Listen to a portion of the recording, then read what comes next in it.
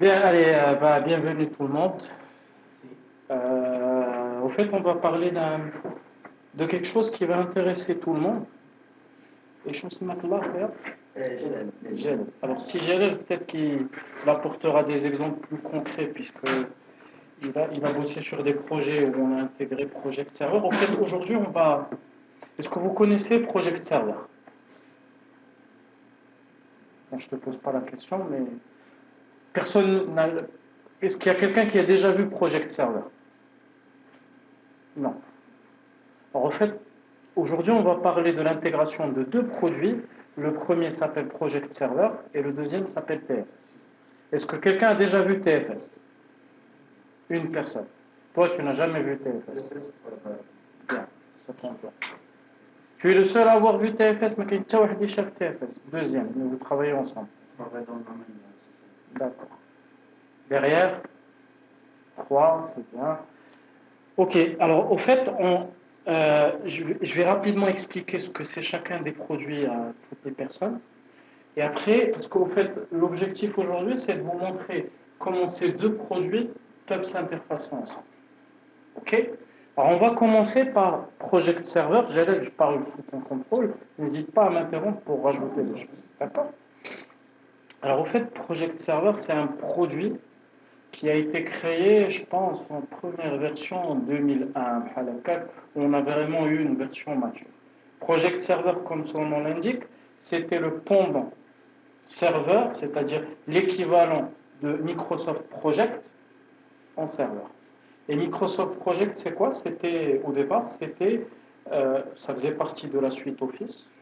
Et ça permettait de faire quoi? Ça permettait au chef de projet de faire les plannings du projet. En premier jour, je fais ça, ensuite, tel jour, on fait ça, etc., etc. Donc, c'était les premières versions de Project, étaient en mode, ce qu'on appelle en mode desktop. C'est-à-dire ça s'installait sur un PC et on faisait les plannings. D'accord? Et Project appliquait ce qu'on appelait les best practices de la gestion de projet, la baseline,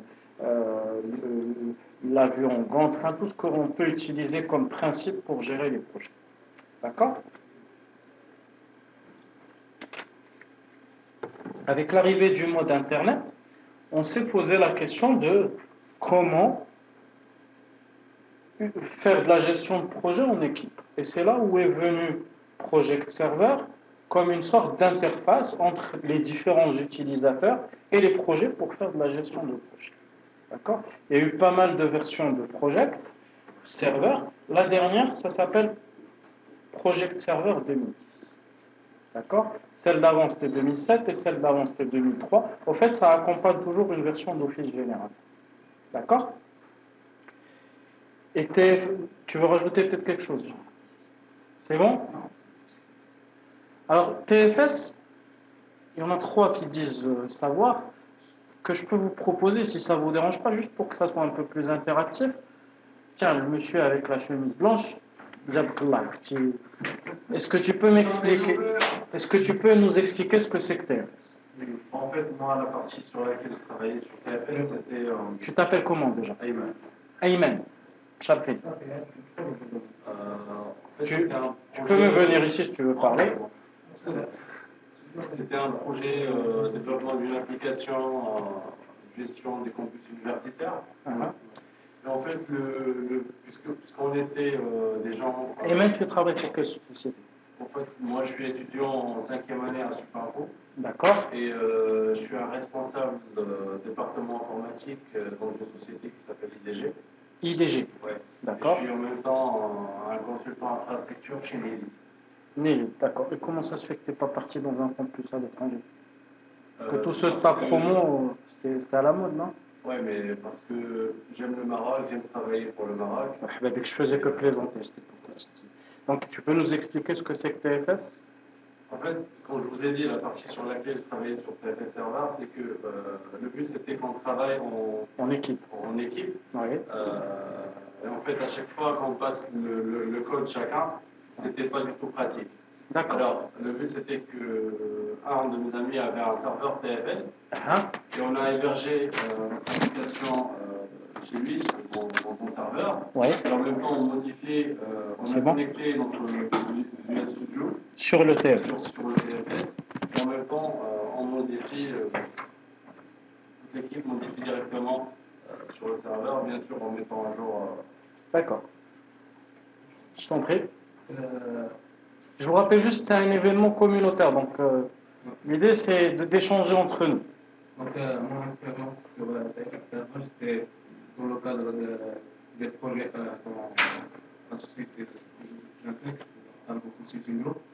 Donc, TFS, en fait, c'est quoi? C'est une outil qui permet le travail collaboratif entre l'ensemble des membres de l'équipe, soit même pour un chef de projet, ou bien pour un développeur, ou bien un architecte. Donc, il offre plusieurs interfaces parmi à partir de Excel, Exact. Excel, MS Project, Team Explorer pour Visual Studio, et Team Everywhere pour les autres. Effectivement. Les autres idées, par exemple, etc. Donc, tout le monde peut consulter le serveur à partir de son interface préférée. Tout à fait. Alors, si vous permettez, je vais résumer un peu tout ça. En fait, on est tous, pour la plupart, on travaille dans du développement, enfin dans le métier du développement informatique. Et quand on fait du développement informatique, généralement, on a toujours des phases qui vont toujours se répéter. La première, c'est écrire des specs, rédiger des livrables. D'accord? Ensuite, après ça, on va se mettre à développer. D'accord? Et si on fait bien notre travail, on va tester. Et ensuite, on va déployer le client. D'accord? Au fait, TFS, c'est quoi? C'est un ensemble d'outils qui vont permettre à plusieurs personnes de travailler ensemble pour gérer efficacement ce projet. D'accord? Donc, TFS, qu'est-ce que vous allez trouver? Vous allez trouver, comme l'a dit Ayman, des outils pour faire du versionning de code, c'est-à-dire pour lorsqu'on est 10 à travailler sur le même projet, que dit que le code source sur lequel on travaille, ماشي كل واحد يترavaille بوحدو sur son PC, et on fait ce qu'on appelle une version stabilisée. D'accord? Quand on fait ça, généralement, on perd beaucoup de temps. Il y a le travail de l'un qui va écraser le travail de l'autre. Alors, pour éviter ce genre de choses, qu'est-ce que font les chefs de projet ou les responsables d'équipe? Ils vont dire, toi, tu vas travailler sur ça et tu ne vas pas toucher à ça. Et chacun va travailler sur des parties bien différentes. Mais dans la vraie vie, ça ne se passe jamais comme ça. Parce que là, je sais, tu vas devoir toucher quelque chose que moi je fais, et moi je vais devoir toucher des choses que toi tu fais, et chacun risque d'écraser le travail de l'autre. Ça, c'est le premier problème. Deuxième problème, c'est quoi? Quand on est tous sur des postes et ensuite on fait des merges, c'est imagine, tu es en train de travailler depuis une semaine et on n'a pas encore fait de merge, et pff, j'ai dit, la machine va se démarrer. Je pense, personnellement, ça m'est déjà arrivé. D'accord? Je m'en rappellerai toujours. Je peux vous jurer que, bon, à l'époque, je travaillais dans une boîte de conseil à Paris à l'époque. Je peux vous jurer que ma femme, je ne l'ai pas vue pendant une semaine. C'était 3 semaines après mon mariage. Donc, c'était pas génial, mais c'est des choses qui arrivent. Pourquoi? Parce que chacun est dans son propre environnement et vous pouvez dire ah bye bye, il y a beaucoup de temps de travail. D'accord? Et ça arrive toujours au mauvais moment, c'est-à-dire avant une recette, avant un déploiement, avant tout ce que vous faites. D'accord? Donc il y a la partie versionning. Il y a la partie, effectivement, gestion de projet, comme l'a dit Khalid. Comme l'a dit Khalid, au fait, c'est quoi? C'est avec TFS, on va loguer toutes les tâches qu'il y a à faire, on va les assigner à quelqu'un, etc., etc. Et on peut faire du suivi avec Project ou Excel. Et puis après, il y a la partie test, où on peut enregistrer ce qu'on appelle des scénarios de test, qu'on enregistre comme une macro Excel. Je clique là, j'enregistre, j'ajoute un client, je modifie un client, et ça s'enregistre et je peux les rejouer. Et puis après, on peut faire ce qu'on appelle également des tests unitaires. Donc j'essaie de vous donner vraiment une vue globale, parce que si on devait parler de TFS, ça pourrait faire l'objet de plusieurs sessions comme celle-ci. Mais ce qu'il faut retenir, c'est que Project Server, c'est un outil d'EPM. EPM pour Enterprise Planning Management. C'est-à-dire que c'est un outil de gestion de projet d'entreprise. D'accord? On est censé l'utiliser pour gérer, pas un projet, mais plusieurs projets. D'accord? Et TFS, c'est quoi? C'est un outil pour gérer un projet, mais d'un point de vue plus équipe technique. C'est-à-dire, on va loguer les tâches qu'il y a à faire, on va loguer les projets, etc. Et quand on rentrait dans le terrain, c'est-à-dire, et là, Gélal, tu pourras peut-être m'en dire un peu plus, c'est Project Server était très souvent utilisé par des gens qui veulent avoir une vue globale. D'accord? Je vais vous donner un exemple. Gélal va venir, on va dire tel utilisateur, tel client, il va venir, il va te dire, Anna, dans mon site, je veux avoir la possibilité de gérer un caddie électronique. Par exemple, mes clients, ils achètent des sites, des chaussures. Tiens, il y a un site de chaussures marocain qui vient de sortir. Mes clients achètent des chaussures sur mon site et je veux qu'ils puissent voir le caddie. Il va juste suivre le chantier. Mais il ne va pas rentrer dans le détail. Pour faire le caddie, il faut faire une page, il faut faire une table, il faut créer des procédures stockées, il faut faire des web services. Lui, il n'en a rien à foutre. Tout ce qu'il veut, c'est il va te dire, d'accord, pour faire le caddie, il faut faire la page, je veux la voir, il faut qu'on teste, il faut qu'on valide. Ah. D'accord? Donc, généralement, ceux qui vont utiliser Project, ils vont rester à ce niveau de détail. Par contre, vous, développeurs, quand il y a Gélal qui va vous dire ça, votre chef de projet, il va s'asseoir avec vous. Il va vous dire, bon, les gars, il a vraiment dit le caddie, qu'est-ce qu'il faut qu'on fasse? Attention, il faut qu'on crée une table, donc il faut créer les procédures stockées qui vont avec, il faut créer un contrôle utilisateur pour qu'il soit pluggable sur la master page, il faut modifier la master page, il faut qu'on modifie toutes les tâches qu'il y a. Mais ça, Gérald, il n'en a rien à foutre. Il ne veut pas rentrer dans ce niveau de détail. Ça ne l'intéresse pas. D'accord? Donc, et concrètement, quand on allait sur le terrain avec des gens qui vivaient ce genre de choses, on se retrouvait avec des gens avec deux mondes séparés. Le planning dialogue avec aucune interaction entre les deux. D'accord? Et le discours avait du mal à passer. Je vais vous raconter, par exemple, un vécu qui est l'un de mes clients, qui est un éditeur de logiciels. Et un éditeur de logiciels est souvent organisé d'une façon classique. Je parle des gros éditeurs, je ne parle pas du type Microsoft. Microsoft, c'est un peu trop. Mais mettons, Inch'Allah, vous allez avoir un logiciel de gestion de ressources humaines, vous allez vous mettre à vous-même. Dès que vous grossissez un peu, vous allez vous retrouver avec une équipe qui va développer le logiciel à développer les fonctionnalités, et vous allez avoir une équipe qui va les déployer et le produit chez les clients.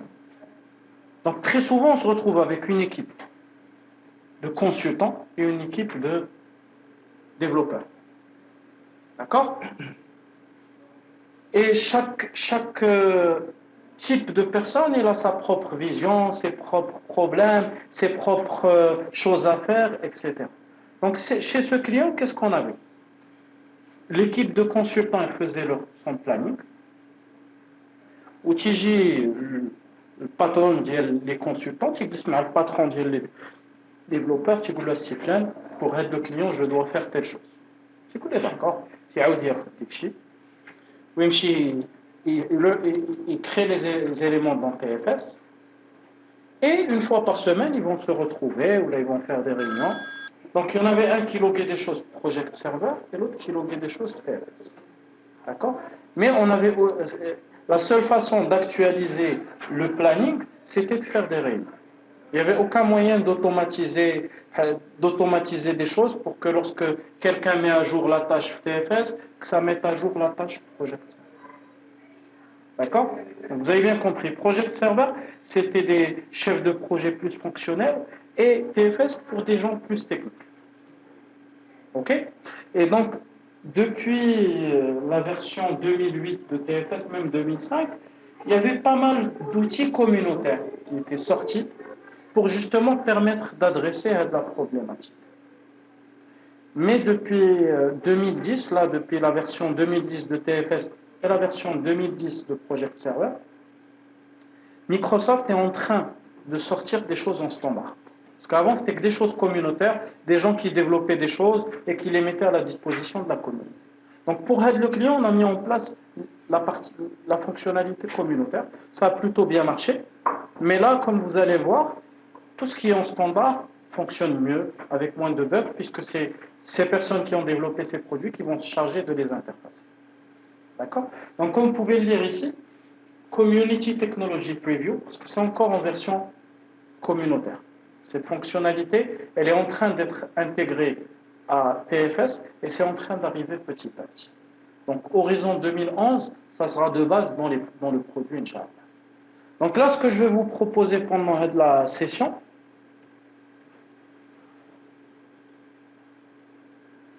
on va voir un peu ce que c'est que Project Server, récapituler les objectifs de Project Server, les objectifs de TFS, et on va voir quelle est la plus-value qu'on va pouvoir tirer de cette intégration, et on va faire un petit exemple ensemble.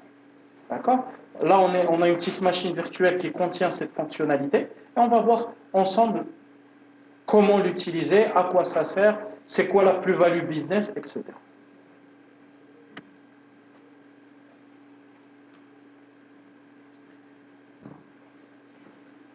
Jalal, j'ai un peu parlé, est-ce que tu peux présenter ce slide? Ok, alors juste pour rapprocher un peu, moi je vais parler sur le projet de serveur pour avoir une idée. Donc pour rapprocher. Viens ici, viens. Bien. Alors juste pour vous rapprocher un peu sur Project Server, donc comme a dit mon camarade Ali Tahiri, c'est bien ça, exact, très bien. Donc au départ, si vous avez pas mal de chefs de projet dans votre entreprise, chacun va travailler son planning à part. D'où le problème d'abord, on n'a pas une vision globale sur ce que se passe. Quand vous êtes dans une entreprise, je vous explique. Dans le cas d'une assurance ou bien une banque, ils ont ce qu'on appelle un portefeuille projet. Alors quand je parle d'un portefeuille projet, ça veut dire un ensemble de projets. Donc imaginez vous avez une centaine de projets. À un certain moment, le directeur a besoin de savoir qu'est-ce qui se passe au niveau de chaque projet. Donc est-ce qu'il va commencer à envoyer un mail pour chacun? Est-ce qu'il va appeler chacun pour avoir la situation? Donc chose qui est un peu difficile. Donc le moyen qu'il va y avoir, c'est de consolider les projets que vous avez, consolider autour de quoi? C'est autour des solutions, tel projet de serveur, qui va nous permettre d'abord la consolidation des projets, ainsi la consolidation des ressources. Je vous donne un exemple. C'est par exemple monsieur est chef de projet, l'autre monsieur est chef de projet, et chacun a besoin des ressources. Vous lui avez pris ça. Donc il a besoin de ressources. Par exemple, supposons que vous avez une ressource Ali qui travaille avec toi comme ressource. À un certain moment, monsieur a démarré son projet, mais c'est pas ce qui se passe réellement. Qui les ressources qui sont libres, qui sont les ressources qui ne sont pas libres. Donc dans l'absence d'un système, c'est pas facile de demander parce qu'il faut qu'il demande à toi, il faut qu'il demande à d'autres, il faut qu'il demande au chef de projet. C'est pas possible. Donc, mais si par exemple il est sur le système, il peut facilement savoir quelles sont les ressources qui sont libres. Qui sont libres par exemple à 50%, ainsi de suite. Donc déjà, c'est une vision globale sur les projets, ce qui se passe. En plus, c'est une consolidation des ressources. Je vous donne un autre exemple. Aujourd'hui, on est avec un client, donc c'est une entité gouvernementale, qui travaille avec les États-Unis, et ils ont pas mal de partenaires. Donc l'entité est au Maroc, ils travaillent avec des partenaires, mais les partenaires, bien sûr, ils sont sur Rabat, ils sont sur Fès, ainsi de suite, pas mal de bureaux d'études. Donc, l'entité, elle a besoin de savoir l'avancement sur le projet. C'est-à-dire, chaque projet, aujourd'hui, on est à quelle situation? Donc, qu'est-ce qui va se passer? C'est que les partenaires vont accéder via le système Project Server et donner l'évolution de chaque projet. Comme ça, toutes les parties prenantes du projet, alors quand on dit pas parties prenantes du projet, c'est-à-dire toutes les personnes ou bien les organismes qui sont impliqués de façon directe ou bien indirecte dans les projets.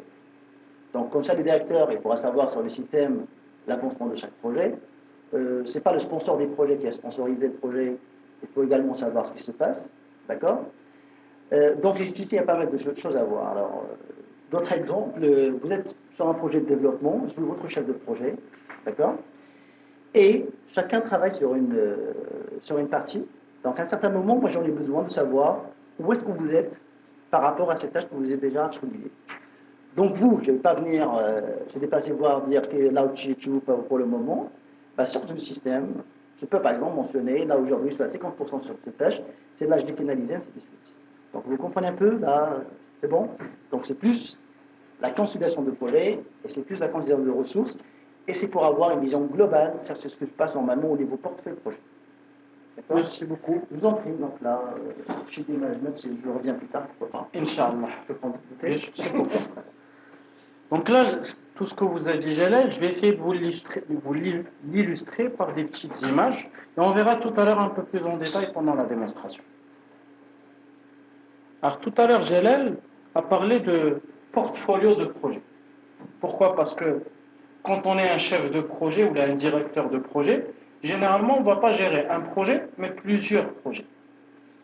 Maintenant, vous allez avoir un projet pour AXA, un projet pour BMCE, un projet pour Tijel ou Wafa Bank. Inch'Allah, vous en aurez plein comme ça. D'accord? C'est ce qu'on appelle un portfolio de projets. Et avec Project Server, vous allez pouvoir gérer un portfolio de projets.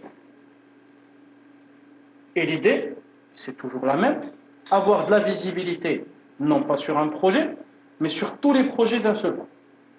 C'est ce qu'on appelle la notion de portfolio. Donc avec Project Server, on sélectionne des projets qu'on veut mettre dans le portfolio et on a la possibilité à tout moment, visuellement, d'avoir une vision sur ces projets.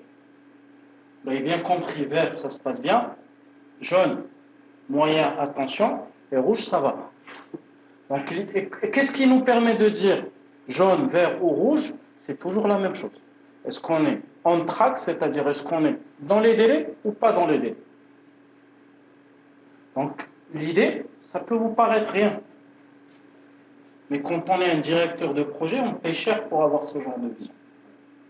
Et comme l'a dit Jalal, avant, qu'est-ce qu'on faisait? Les années 80 et les années 90, bon, c'est vrai que les durées mettaient 3 ans à sortir. Pourquoi? Parce que justement, il n'y avait pas beaucoup d'outils de communication, etc. Donc, au fait, physiquement, il allait financer ça, d'accord, t'as financé, etc. Donc, ça prenait beaucoup de temps pour récolter l'information. Donc, le directeur de projet passait son temps à faire des réunions, financer, attention, ça, etc. Allez, excuse-moi, parce que ce que je voulais dire, c'est intéressant. Aujourd'hui, je donne l'exemple de l'NDR, où il y a dans l'absence d'un. Fin, chez qui? Non, NDR. Dans l'absence d'un outil de projet de EPM, c'est-à-dire Project Management. Donc, le directeur, à tout moment, il est obligé d'appeler par téléphone ou d'écrire un mail où est-ce que vous êtes dans tel projet. Donc, imaginez, vous avez le directeur et là devant lui cette interface. Il ne va pas appeler. Donc là, il ne va pas appeler, il ne va pas se casser la tête à appeler. Et il va faire son métier. Ben voilà. Ça peut vous paraître bête et con, mais je vous jure, c'est la vérité. Parce que c'est casse-tête, hein, c'est l'on Et vous connaissez tous les hommes, comment ils sont. Adine Soul, fait l'ensorti, c'est l'aide. Hein? Je pense qu'on l'a tous vécu. Je voulais faire un rapprochement entre, parce que durant l'été, j'ai fait un stage pendant 3 mois à Ubisoft. On a travaillé avec un outil qui ressemble un peu à ça, Jira. Vous connaissez? Jira. Alors, pour ceux qui ne connaissent pas, Jira, c'est un outil de gestion des développements communautaires fait en Java. D'accord? Qui est beaucoup moins complet que TFS, mais pour la petite histoire. Mais on en parlera après si vous voulez. C'était à peu près la même chose. J'étais assistant de chef de projet. Oui. Donc j'avais la tâche de superviser le projet, sa santé, voir la durée de vie, est-ce qu'il est respecté, donc le développement, la phase alpha, bêta. Donc je vois qu'à peu près c'est la même chose, mais il y a beaucoup plus de détails. Plus au niveau des ressources, parce qu'on a vécu une vue globale d'instances actuelles, de toutes les ressources. Mais là, je vois que c'est... franchement, c'est beaucoup plus complet. Après, je voudrais juste casser la tête à une vision qu'ont spécialement les jeunes développeurs marocains de ce que c'est qu'un chef de projet.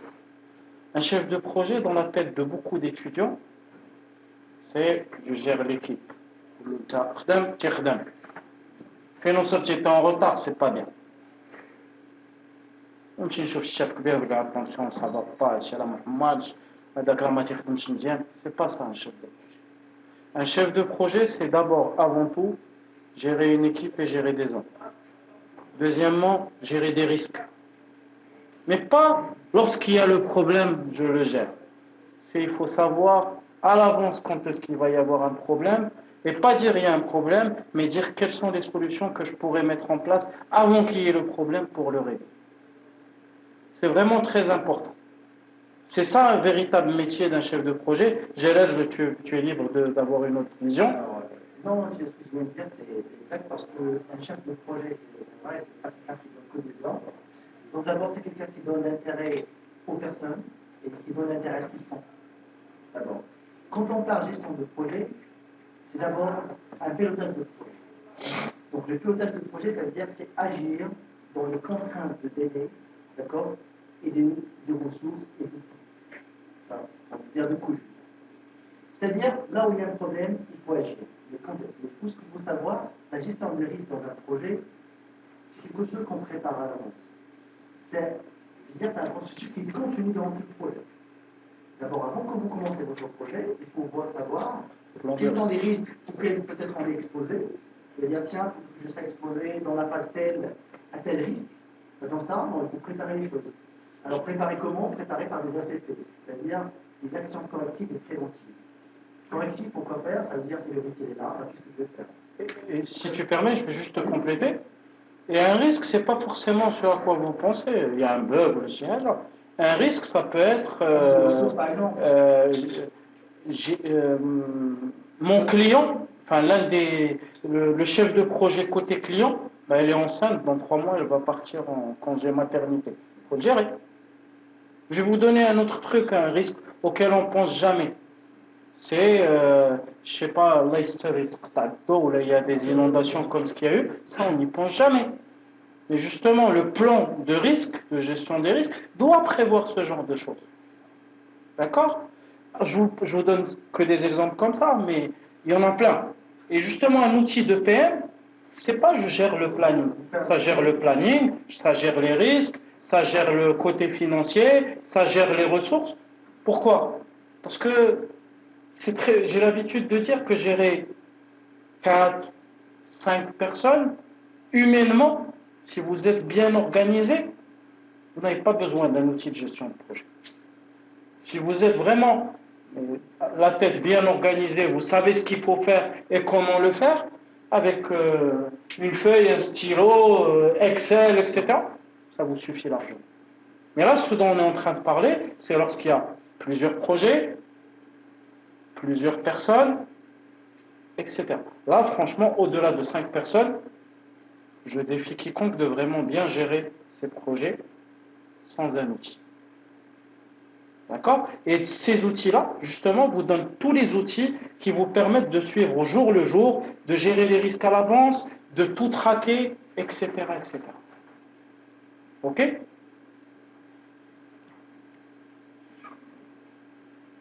N'hésite pas à m'interrompre.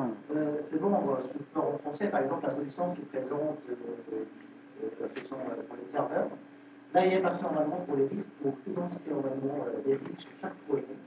D'accord? C'est-à-dire de dire, tiens, pour le projet tel, pour la tâche telle et la tâche telle, on risque devant un risque. Donc, ce que vous devez savoir, c'est que pour chaque projet, dans le projet de serveur, vous avez ce qu'on appelle un workspace, c'est un espace de projet.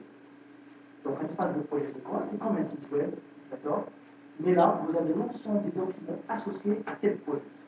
Et bien sûr, quand je dis documents associés, ça veut dire qu'on peut avoir même les risques qui sont associés à ce projet. C'est-à-dire quand les parties prenantes des projets, quand le directeur, par exemple, de la DGA, il accède, il peut savoir pourquoi aujourd'hui, en vue de montrer le risque, ça peut être un risque budgétaire, ça peut être un risque de temps, ainsi de suite. Ça peut être un manque de ressources. Donc, l'espace de travail, ça va nous permettre de communiquer les risques projets pour l'ensemble de l'entité dans le travail. Donc là, ce que vous avez à l'écran, c'est un planning. C'est un Gantt classique. Au fait, c'est quoi le principe du Gantt? C'est avoir une idée du cheminement des différentes étapes. D'accord? Pour savoir qui c'est qui fait quoi, quand, avant chaque chose. Donc quand vous voyez des relations comme ça, ça veut dire que telle étape, telle tâche doit être faite après la fin de telle autre. D'accord? Et comme tout à l'heure, dans la tête de la plupart des personnes, un chef de projet, ça fait ça uniquement. Non, ça ne fait pas que ça uniquement. D'accord? Et un bon chef de projet, un chef de projet débutant, il va toujours commencer en faisant Dikshi au millimètre près, je termine ça. Et malheureusement, la pratique, c'est autre chose. Donc, il faut toujours se réserver des petites périodes de temps pour éviter les problèmes, etc. Donc, tout ça, c'est... Même la gestion des plannings, c'est un art dans lequel on doit apprendre tous les jours pour arriver à faire des plannings qui, à la fin, tiennent la route. Parce que c'est bien beau toujours de faire des plannings. Mais ce qu'il faut savoir, c'est que 90% généralement des projets, je ne tiens pas ces sources de chez moi, mais 90% des projets ne respectent pas le planning initial. Pourquoi? Parce qu'on fait un planning, comme ça au début, tout le monde il est d'accord, on avance, mais au final, c'est autre chose. D'accord?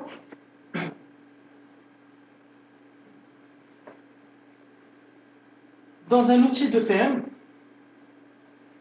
il y a ce qu'on appelle la gestion des ressources, et Jalal a commencé à en parler.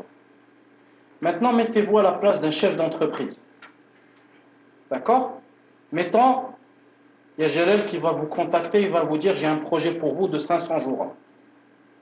Il y a un joli projet ici au Maroc. Vous avez 3 personnes.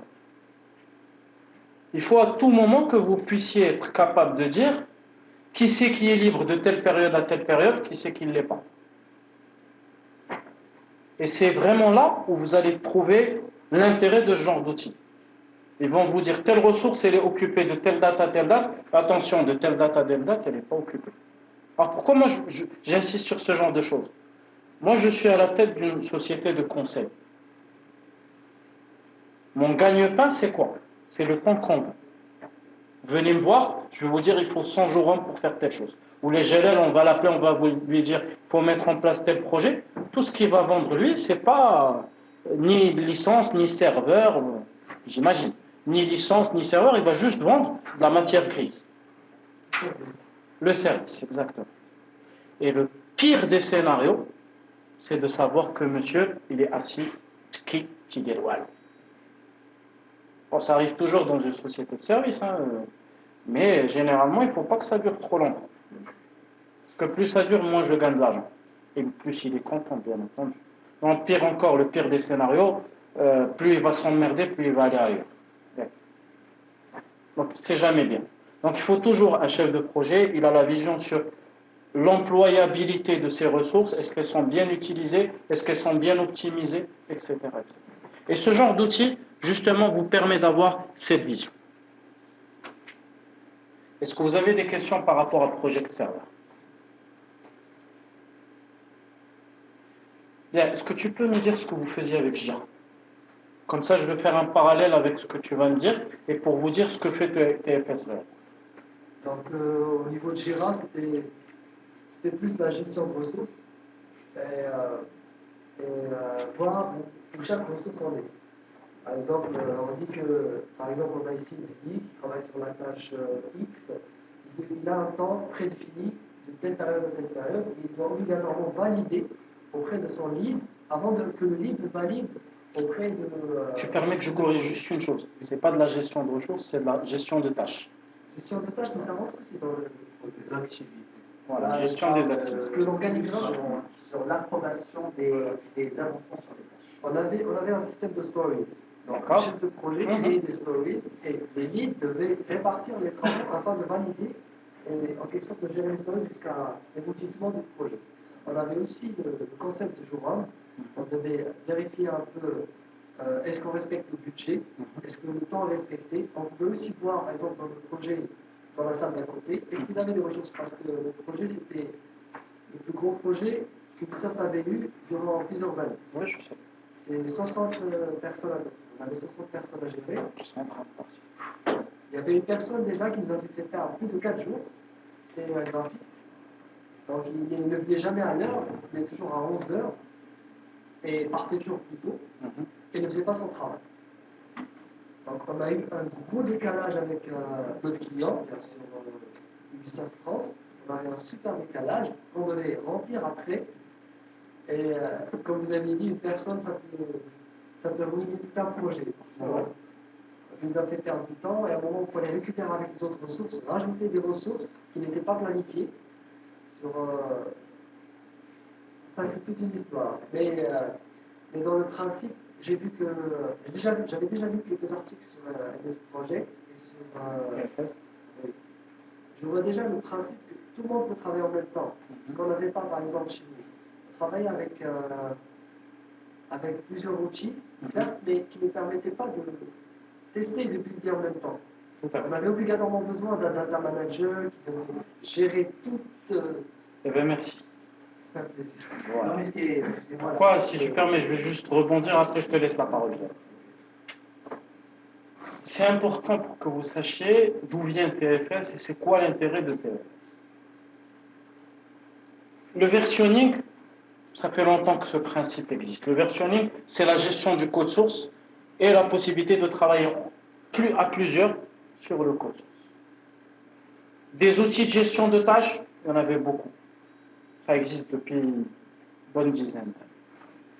Des outils de build, alors pour ceux qui ne savent pas ce que c'est qu'un build, un build, c'est quoi? C'est j'ai du code source et ça compile automatiquement et ça me génère ce qu'on appelle un build, c'est-à-dire quelque chose qui est exécutable, utilisable.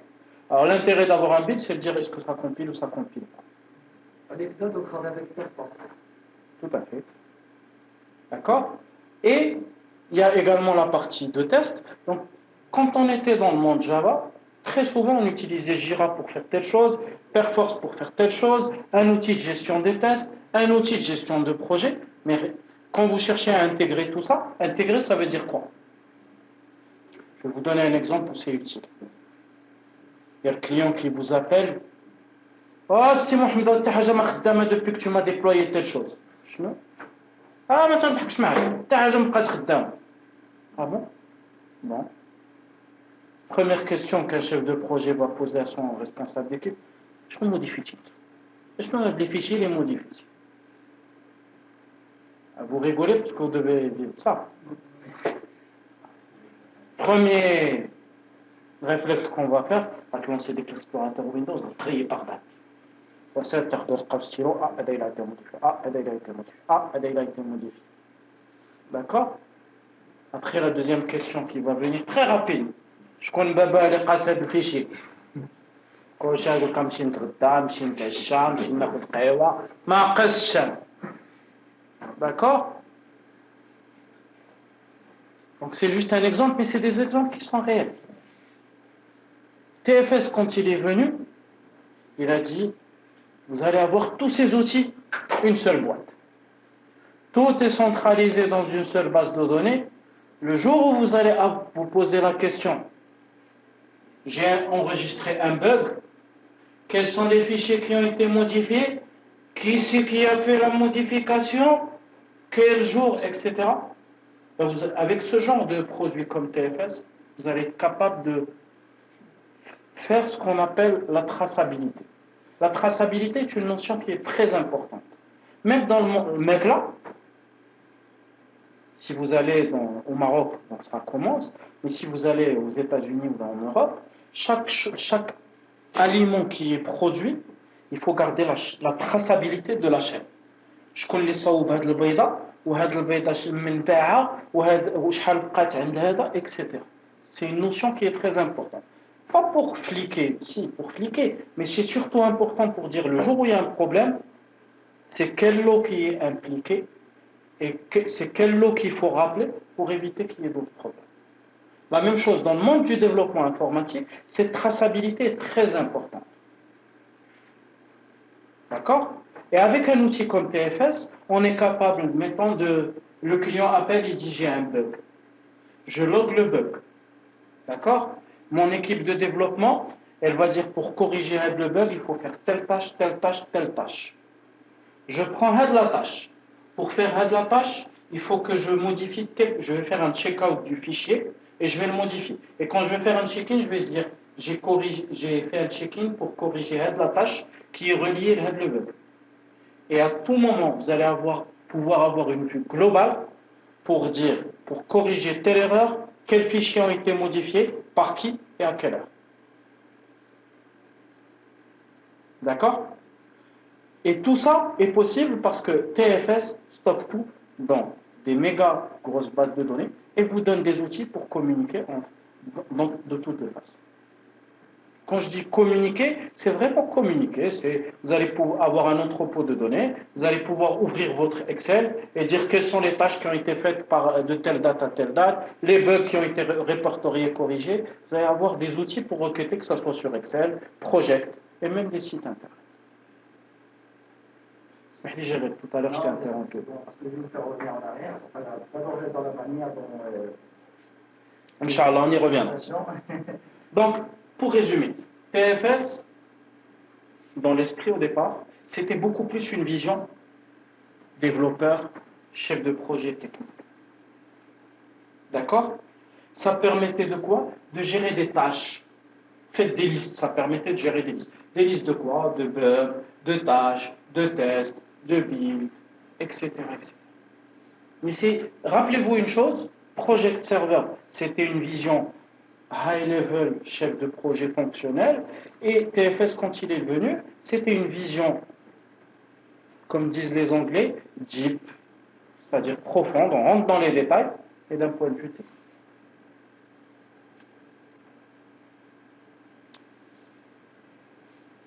Pour ceux qui n'ont jamais vu TFS, ça ressemble à ça. Vous avez TFS, physiquement, c'est quoi? C'est des bases de données, au départ, des web services qui permettent de récupérer les données ou d'insérer les données, enfin de traiter les données qui sont stockées dans la base de données, et vous avez des clients.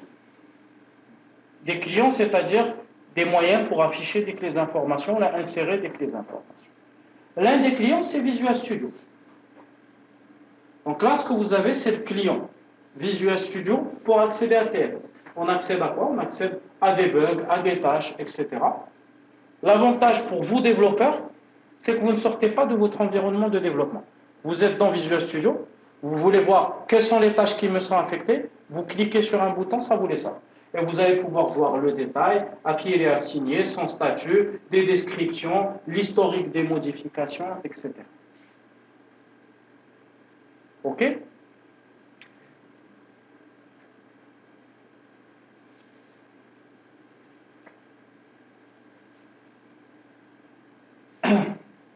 Le gros avantage quand c'est venu, c'est qu'avant, par rapport à ça, c'est qu'avant, on avait des outils, mais il fallait que le développeur il aille sur un outil de gestion de projet, ce qui n'est pas trop sa tasse de thé, qu'il fasse les modifications, qu'il revienne ensuite à son environnement de développement et il continue. Donc au fait, vous excuserez le terme, mais c'était un peu dérangeant pour le développeur qui généralement préfère rester dans son environnement qu'il aime bien, qu'il apprécie et qui sait bien utiliser.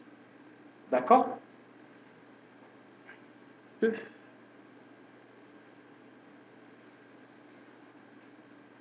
Ça, c'est le client Excel.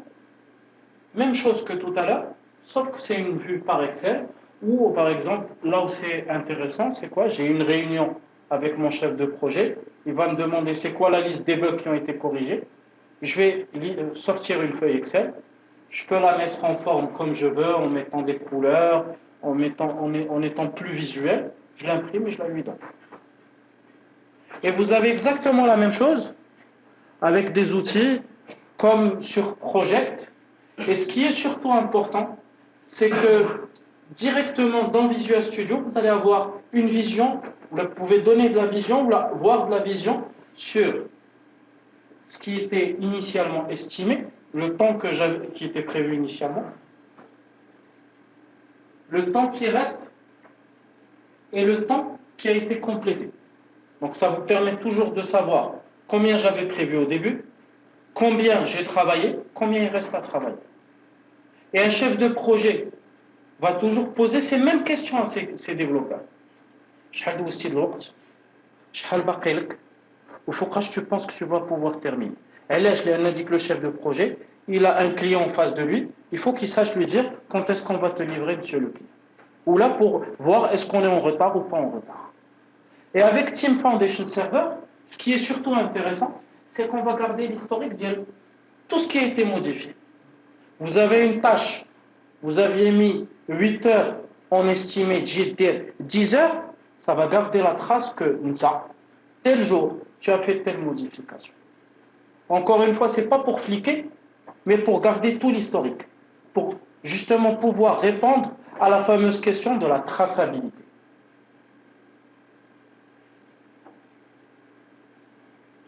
Et au-dessus de ça, vous allez avoir d'autres clients qui vont s'adresser à d'autres personnes, qui vont vous présenter des dashboards, c'est-à-dire des graphes. Mais encore une fois, c'est généralement beaucoup plus technique. C'est l'évolution des bugs, l'évolution des tâches, est-ce qu'on est à temps ou pas à temps. Et ça, un chef de projet plutôt fonctionnel, un directeur de système d'information, ça dépend du profil, mais généralement, il ne va pas descendre à ce niveau. Lui, tout ce qu'il veut savoir, est-ce que, j'ai oublié, qu'est-ce qu'on va terminer à temps ou pas. C'est ce qui va l'intéresser le plus. Après, vous avez plein de petits rapports. Alors, tous ces rapports sont par défaut dans TFS. Bien entendu, vous pouvez les modifier, vous avez la main pour les modifier, mais par défaut, ça va venir avec ce qu'on appelle des best practices, ce qui est généralement couramment utilisé. Alors, tout à l'heure, une chose qui est importante, je vais faire un petit résumé. Tout à l'heure, tu as parlé de story. TFS permet de gérer des projets, mais il gère les projets selon votre façon. Alors, une story, c'est quoi? Pardon? C'est? Méthodologie. Non, une story, c'est un besoin qu'il y a à faire. Ça applique quoi? C'est une méthodologie qui s'appelle Scrum. Scrum, c'est quoi? C'est une méthodologie RAD, de type RAD, c'est-à-dire qui vous permet de développer rapidement. Alors, dans TFS, vous pouvez gérer vos projets en fonction de comment vous gérez les projets. Si vous voulez faire du Scrum, TFS vient avec les outils pour gérer avec Scrum. Si vous gérez votre projet de façon classique avec modèle en V, il y a les outils qui vous permettent de gérer votre projet en modèle en V. D'accord? Hop. Voilà.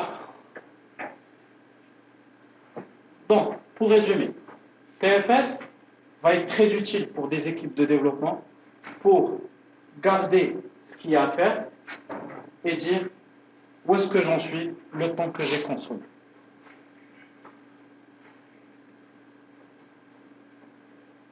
Project Server, qui vous comme encore une fois, je vais me répéter, c'est plus une vue high level qui va vous permettre de capturer le planning, mais à une échelle beaucoup plus haute.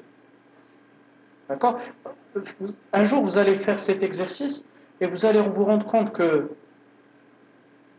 si vous renseignez votre planning avec tout ce qu'il y a réellement à faire, votre planning il va devenir illisible. Et c'est pour ça que, au tout début, je vous avais dit, l'équipe de consultants, elle avait son planning et l'équipe technique, elle avait son propre planning. Parce que si dit que l'équipe de consultants, elle a un planning qui, généralement, elle partage avec le client. Deux raisons qui font que les plannings sont séparés, l'oula, qui est comme elle a le planning, si on y inclut Koshi, il devient invisible. Et puis, moi, je suis désolé, je suis consultant, je ne veux pas que mon client sache ce que j'ai fait réellement. Allez, on est entre nous, mais quand on dit au client il faut 10 jours, ça peut arriver que ça soit une journée. Hein. Mais moi, je ne veux pas que mon client il sache que j'ai passé une journée. Parce que, je rien. On dit, je ne une journée. N'est-ce pas, M. Gélène? D'accord? Je ne veux pas qu'il le sache. Et c'est la vérité. Hein. Moi, je ne le fais jamais. Hein. Moi, quand je dis 10 jours, c'est 10 jours. Non, c'est pas vrai. C'est vraiment la vérité. C'est-à-dire, il y a des choses qui doivent rester chez moi. Là, je vous interromps parce que je veux donner un cas qu'on a vécu sur... Tu peux venir parler ici? Faites pour ne rien te cacher, comme ça tu vas être filmé. Voilà. Quand vous faites un planning, s'il vous plaît, il faut toujours C'est bon, Damien? Il faut toujours savoir qu'il va y avoir des marges. Je vous donne un exemple. on était pour un client marocain et on a facturé 36 jours. Alors que normalement, c'était une rédaction de procédure de la certification PSA et DSS, je ne sais pas si vous connaissez. Donc aujourd'hui, Visa Mastercard, il exige les banques et le Centre monétaire interbancaire également de se certifier PSA et DSS pour Payment Card Industry Data Security System. Donc c'est une certification pour protéger les porteurs de cartes. Bon, en gros. Mais quand je voyais les nombres de jours, je voyais 36, alors que la prestation ne doit pas dépasser les 14 jours, voire grand maximum 16-18. Quand je demandais à le monsieur qui a fait le planning et l'offre financière, je lui ai dit, mais attendez, là c'est trop, 36 par rapport à 18, là c'est trop. Il m'a dit, attends, tu restes, tu vas voir, tu vas comprendre. On est arrivé le premier jour pour l'audit. On avait personne avec qui on va parler. Après, on a reçu quelqu'un nous a reçus. Nous a dit l'après-midi, on va se voir. On ne l'a pas vu.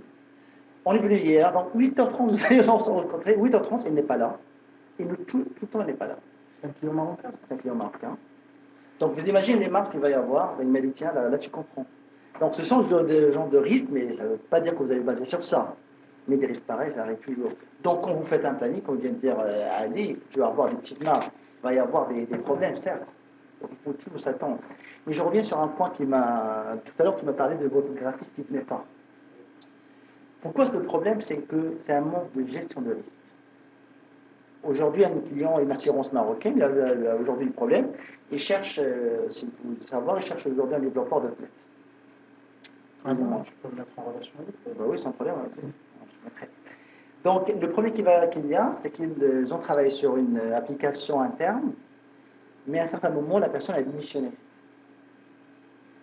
Aujourd'hui, ils n'ont que le point exe. Pas de code source. Pas de code source, à la rigueur, il faudrait que je pense les DNS, à la rigueur, grand maximum. Mais le problème d'où il vient? Parce que si vous avez prévu, par exemple, le départ, il n'y aura pas ce problème. Parce que certes, quand vous avez un élément clé dans votre boîte, il faut toujours le backuper. C'est-à-dire, dans l'absence de telle personne, qui va le remplacer. Ça rentre normalement de la gestion de risque. Moi, je vais rebondir sur ce que tu as dit. Allez-y. Lui, c'est la vision chef de projet. Vous devez avoir une autre vision. C'est monsieur le développeur qui a quitté, il ne devait pas développer dans son coin. Il devait tout mettre dans TFS. Comme ça, le jour où il part, c'est toujours le code source. D'accord? Toujours. Dans votre plan de risque, ça doit en faire partie, comme l'a dit Jalal. Personne n'est indispensable. Personne ne sait quand est-ce qu'il part, quand est-ce qu'il revient. Il faut gérer ce genre de choses. Ça ne veut pas dire que j'ai 5 développeurs, il me faut 5 backups. Ce n'est pas rentable financièrement. Mais il faut toujours prendre une petite marge de précaution. D'accord? Donc là, comme je vous l'ai dit, on a Project Server, on a TFS. D'accord? Je vous ai dit, dans Project Server, j'ai le planning high level que je partage avec mon client. Et dans TFS, je vais avoir le planning de celui qui représente la vraie vie. D'accord? Et l'idée, c'est d'avoir au moins en interne quelque chose qui fait l'interface entre les deux. D'accord? De dire, pour le besoin qu'a exprimé Jalal dans son planning, voilà comment il a été dérivé. Et permettre à Jalal, s'il le veut, d'avoir une vision réelle sur ce qui se passe par rapport à ce qu'a fait l'équipe de développement. D'accord? Donc c'est à ça que va permettre cet interfaçage entre Project Server et TFS. Avec ça, le chef de projet métier va continuer à gérer ses besoins, son planning dans son coin, et le chef d'équipe technique va continuer à gérer ses plannings dans TFS, mais sans que vous le sachiez. TFS va envoyer des informations vers Project Server, et Project Server va envoyer des choses vers TFS. Comment? Jalal va dire, il faut gérer le caddie électronique, automatiquement sans qu'il fasse rien, ça va envoyer l'information dans TFS. Vous, en tant que développeur, vous allez dire, j'ai terminé d'implémenter cette fonctionnalité, ça repart, et GL, c'est automatiquement qu'il a terminé ou pas. Après, bien entendu, dans Project Server, il y a pas mal de mécanismes pour dire j'approuve ou je n'approuve pas. D'accord? Ça peut être j'approuve, ولكن attention, الله يرحم والديك لي 5 سوايع اللي كتبتي دير رجعها 25. Pourquoi? Parce qu'il va le présenter à son client, il faut que ça soit clean, etc., etc. Donc, il y a cette notion d'interaction entre les différents outils qui est possible aujourd'hui nativement. Moi, tout à l'heure, je vous ai parlé d'un client. Au fait, qu'est-ce qu'on a fait? On a téléchargé des outils communautaires qui permettaient de faire le lien entre Project Server et TFS avec le code source. Et on a corrigé des bugs, arrangé des choses, mais ce n'était pas en natif. Tant mieux pour moi, le client a payé un certain montant. Mais en toute sincérité, aujourd'hui, si c'était à refaire, j'aurais préféré avoir cet outil et apporter plus de plus-value dans autre chose qui serait mieux pour mon client et mieux pour moi. Merci.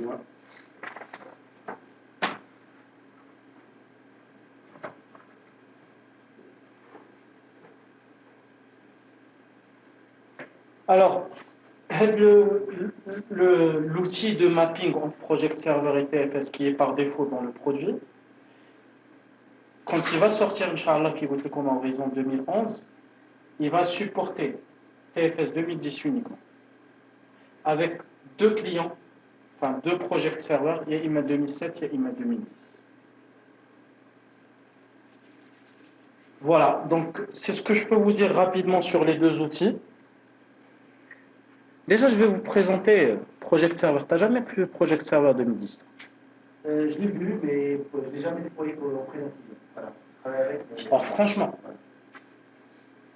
c'est l'un des produits qui a radicalement changé. Franchement, Project 2007, Project 2010, franchement, beaucoup mieux. D'accord? Très facilement utilisable, en termes d'expérience utilisateur, très sympa. C'est vraiment du web 2.0. Facilement utilisable par les clients et les... Pourquoi? Parce que généralement, un chef de projet, pas très technique, il ne faut pas lui en demander. Il faut que le truc il apparaisse bien là, il faut qu'il sache où cliquer, etc. etc. D'accord? Donc, au fait, là, ce qu'on va faire, on va faire ensemble un scénario. Donc, ça, c'est Project Server. Et je vais vous montrer TFS. TFS, comme je vous l'ai dit, c'est Visual Studio ou Excel ou Project, ou bien Outlook même, parce que même Outlook peut s'interfacer avec TFS. Et on se connecte à TFS via un client qui s'appelle Team Explorer. En fait, dans la réalité, c'est quoi? C'est un add-in qui se rajoute à votre Visual Studio. Et qu'est-ce qu'on a? Au fait, là, je peux vous montrer. Je clique là. Là, c'est ce qu'on appelle une requête. Et ça vous donne un certain nombre d'éléments. Donc là, c'est récupéré de la base de données via des web services, restitué via un client. Alors, pour ceux qui ont déjà utilisé TFS, j'ai le petit plus. Ça peut vous paraître rien du tout. Mais franchement, il y a 3 ans, j'aurais payé pour l'avoir. Au vrai sens du terme. Parce qu'en fait, avec ce petit plus... Allez, excuse-moi, parce que là, vous venez de récupérer les tâches depuis Project Server? Non, de TFS. D'accord? Mais justement, là, en fait, dans le scénario qu'on va faire, c'est on va faire des choses dans TFS, les retrouver dans Project et inversement. Ok? Donc, avec le petit plus, pourquoi je vous ai dit, franchement, j'aurais payé pour le faire, je vous jure, j'aurais payé. Bien, alors, regardez. Ça tombe bien, je vais vous montrer comment on se connecte à TFS. Ce que je vais faire là, je vais faire View. Vous avez une vue qui s'appelle Team Explorer. Et on va se connecter au serveur. Comment on fait pour se connecter au serveur? On vient, on rajoute un serveur, parce que je peux avoir plusieurs serveurs et m'y connecter. Donc ce que je vais faire là, merci.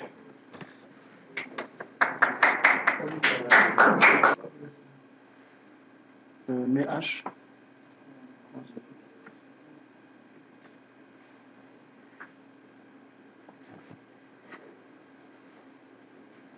C'est bon? Donc voilà, donc là au fait, on va sélectionner des projets. En fait, là ce que vous avez, c'est une nouveauté TFS 2010, c'est ce qu'on appelle une collection de projets. C'est avant, dans TFS 2008-2005, parce qu'il y a eu TFS 2005, TFS 2008 et ensuite TFS 2010. Chaque projet était unitairement. Et quand vous vouliez backuper, c'est soit vous backupiez tous les projets, soit rien du tout. Aujourd'hui, depuis TFS 2010, vous pouvez créer la notion de collection de projets. Comme tout à l'heure, on a parlé de collection de planning dans Project Server. Là, vous avez également la notion de collection de projets que vous pouvez backuper, restaurer comme vous voulez. C'est vraiment très important. Donc, je me connecte et visuellement, je vais pouvoir voir l'ensemble des work items. Par exemple, si je vais ici et je fais My Work Item, on retrouve ce qui a été tout à l'heure saisi. Et vous avez ici la remarque. This item was created by Project Server Sync from the Formal Plan Enterprise Product. Ça veut dire quoi? Ça veut dire que ça a été créé tout à l'heure et ça a été créé quand? Vous pouvez même voir qu'est-ce qui a été changé, à quelle heure, etc. Bon, il est midi 16 sur cette machine. C'est l'heure aux États-Unis. Bon, il est minuit 16. Donc voilà. Et visuellement, vous pouvez voir un ensemble de choses. S'il y a quelqu'un qui vous a logué des choses, toutes ces choses sont à destination des gens qui travaillent sur le projet. Par exemple, vous avez un bug, vous pouvez mettre des captures d'écran, vous allez les retrouver ici. Des descriptions, etc. Donc là, ce que je vais faire, je suis connecté en tant que chef de projet technique. Regardez, je vais faire un clic droit de souris et vous avez New Linked Work Item. Ça veut dire que je vais créer un work item qui est lié à ça. Je vais choisir que c'est un fils de ce work item. Je vais choisir que c'est une tâche et ensuite je vais dire les types de tâches que je vais avoir. On va mettre UI Task. Je vais en créer 2 comme ça juste pour faire le test. Task, pardon, je suis en clavier anglophone. UI Task, je clique sur OK, automatiquement ça me crée des choses comme ça. Et je peux venir là et dire, il me faut 16 heures, et ce qui reste c'est 16 heures. Je vais enregistrer. Ah pardon, je vais l'affecter à Rob Barker.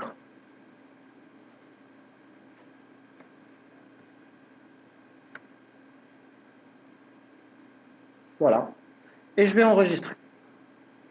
Ça tombe bien, vous avez vu toute l'historique qui est fait? Chaque fois que je fais quelque chose, ça garde l'historique. Je ferme, c'est enregistré en tant que tâche 41. Et vous avez vu, ça me donne les enfants. Je refais la même chose. Bon, je vais en faire juste une deuxième pour vous montrer le principe. Will UI.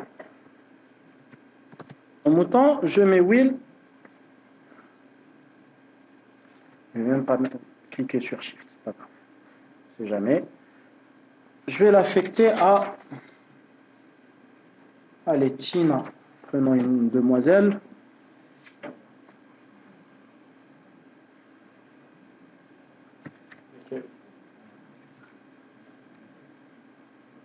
Tina Lassila. Pareil, je vais mettre 16 heures. Et donc, ça va mettre 16 heures. J'enregistre. Je ferme. Je retrouve que les deux. Je vais les retrouver. Maintenant, ce que je vais faire, ces tâches-là, je suis chef de projet d'équipe. C'est Jalal, c'est ça. Jalal m'a dit il faut faire telle chose. Moi, j'ai fait mon travail de chef d'équipe. J'ai réuni mes collaborateurs et on a dit voilà ce qu'il y a à faire. Pourquoi? Parce que Jalal, quand il m'a dit je veux juste faire telle chose. Et il est en attente d'un retour de ma part pour que je lui dise combien de temps ça va prendre. Donc, ce qu'on va faire là, je vais me déconnecter, je vais me reconnecter en tant que Jalal.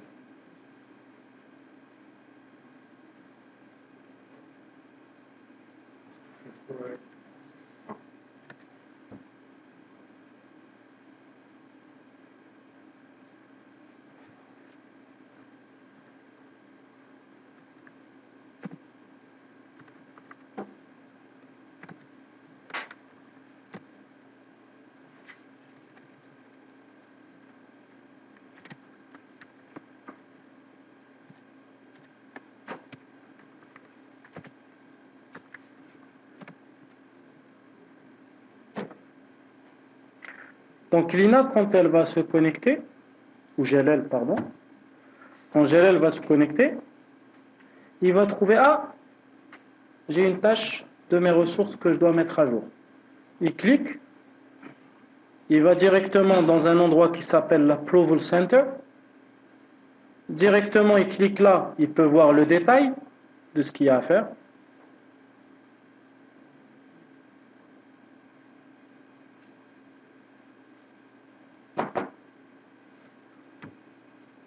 Donc automatiquement, il a le détail, il voit c'est quoi les infos qui intéressent généralement un chef de projet. Combien l'actual work, combien c'était avant, combien c'est maintenant. Remaining work, combien c'était avant, combien c'est devenu. Le nom de la tâche, etc., etc. Et des informations qui vont intéresser notre... Mieux encore, je peux venir là et je fais un preview update. Et ça va me lancer une fenêtre où ça va faire une simulation. Ce qui est particulièrement intéressant. Visuellement, je vais pouvoir voir l'impact de ce qu'a entré comme information mon chef d'équipe. Après, je peux venir ici, je peux rejeter ou accepter. Et si je clique sur accepte, tout est bon pour moi. Mais j'exige une semaine de repos. Et pizza. On fera une autre. Donc automatiquement, la tâche est approuvée et le planning que j'avais mis, il va être actualisé. Et on va s'en rendre compte, je vais, juste pour vous montrer encore l'interaction qu'il y a entre le serveur et le client, je vais ouvrir, bon j'attends qu'il termine, même si je pense qu'il a terminé. Bon, c'est encore une bêta pour info. De toute façon, c'est quand même un petit peu comment, parce que c'est basé sur SharePoint, etc., et tout est sur une seule machine. Donc, Et pour ceux qui ne connaissent pas bien l'environnement Microsoft, sur un produit, il y a toujours une bêta 1, bêta 2, peut-être une bêta 3. Ensuite, ça passe en release candidate. Il y en a une, deux, peut-être trois. Et après, ça passe en version finale. Donc là, une bêta, c'est toujours pour montrer les fonctionnalités. C'est toujours des problèmes de performance. CTP, c'est même en général avant la bêta. Voilà. Donc c'est une diffusion qui est un peu plus limitée, qui n'est pas vraiment publique, c'est juste... C'est pour vous montrer les fonctionnalités. À ne pas juger les performances, parce que généralement, on montre la fonctionnalité, généralement il y en a plein, et après on va dire, on garde ça, ça, ça, et après on optimise les performances. D'accord? Donc là, qu'est-ce qu'on a? J'ai approuvé ma tâche. Enfin, les tâches. Donc je vais aller là, je vais réouvrir le même planning que tout à l'heure, et vous allez voir, on va retrouver nos tâches. Vous avez vu, rappelez, c'était 0 initialement. On se retrouve avec 16 plus 16 est égal à 32. Bravo. Voilà. Bon, il y a encore d'autres choses à montrer, mais parce que généralement, ce qu'on fait dans ce genre de cas, quand on est un chef de projet, une fois qu'on approuve l'input, on va créer ce qu'on appelle une baseline. Et une baseline, alors, où est-ce qu'elle est ma baseline? Set as baseline, c'est-à-dire on va, en d'autres termes, on considère que c'est le planning qu'on doit respecter. On se base toujours par rapport à une baseline. Oui, je t'en prie, elle. J'ai une question par rapport aux tâches. Quand je veux accorder une tâche à un de personnes, Ouais. Est-ce qu'il y a possibilité que je n'accorde cette tâche que personne qui me concerne? Ça veut dire moi, en background, je définis pour tel chef de projet, il a telle personne dans son équipe. Oui, oui. Il ne peut pas accorder à telle personne une tâche. Tout à fait. C'est un scénario de base, je te rassure. Je t'en prie. Mais dans TFS, rapidement, oui, c'est possible.